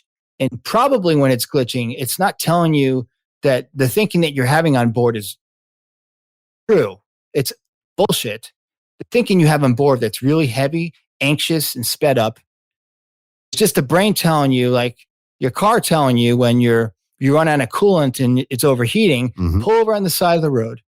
Don't make any decisions from that point of mind, that state of mind. When, oh shit, I'm at a crossroads. The brain, right? That's not the time to make decisions about your future, about whatever. Let the engine cool down.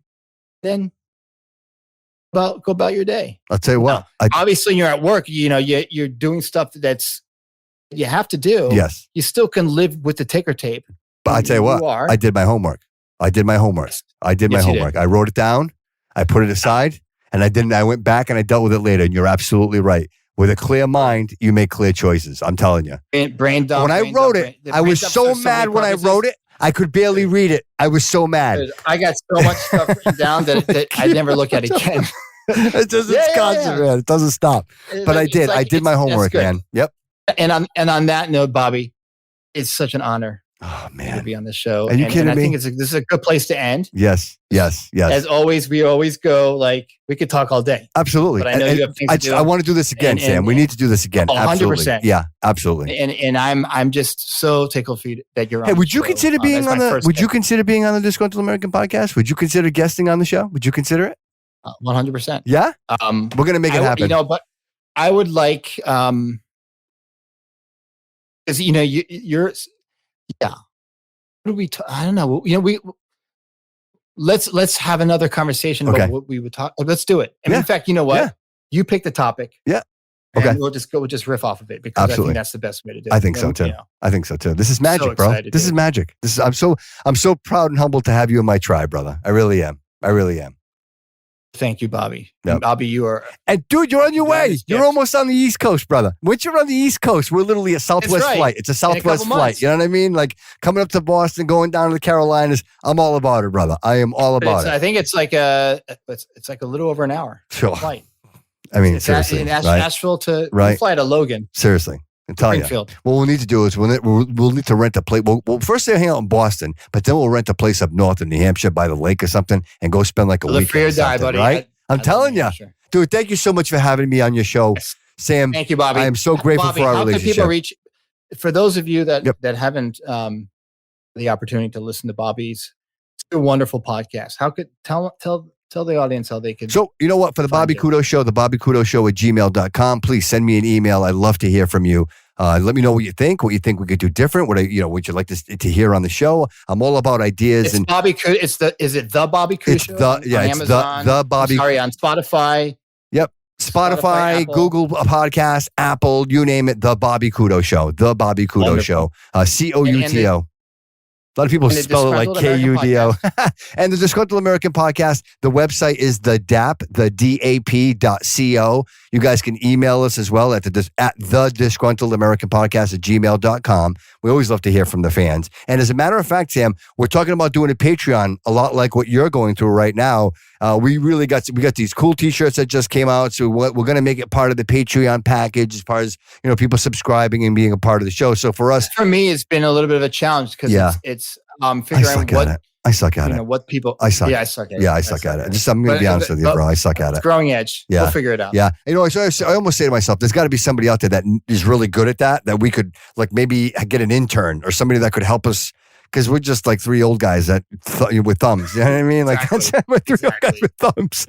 But so we're trying different ways of generating revenue for the show to kind of get it going. But I tell you what, Sam, I think first of all, being on your show and sharing your audience with my audience and our audience, and vice versa. I think at the end of the day, no matter, literally. I love the idea that you and I are on different coasts of the country. We couldn't be further apart from one another. That's right. Physically, but on the mental note, my friend, I feel like you are here with me. Honest to God, like we're side by side. Right? Seriously, man. And I am so humbled and thankful for our relationship, our friendship, and I can't wait until I get to give you a big hug, man. I can't wait. I want a Bobby hug. Yes, definitely. Bobby hug. Definitely. So, ladies and gentlemen, just to remind everybody, you can reach. Yep. Go to the Bobby Couto Show, Couto, and I'll put it in the when I get to edit this podcast and put it on my channel. It's the Bobby Couto Show, also the Disgruntled American Podcast. Nice. And you can Google it. He's on all the major podcast platforms. Yep. Check out his Patreon link. It's in the bio description. Yeah, we'll put it in the description. Thank you. Okay. Thank you, everybody. This is a blessed episode number 28 with the one and only Bobby Couto. Thank you, everybody. All roads lead here. Thank you. Hey, brother. We did it.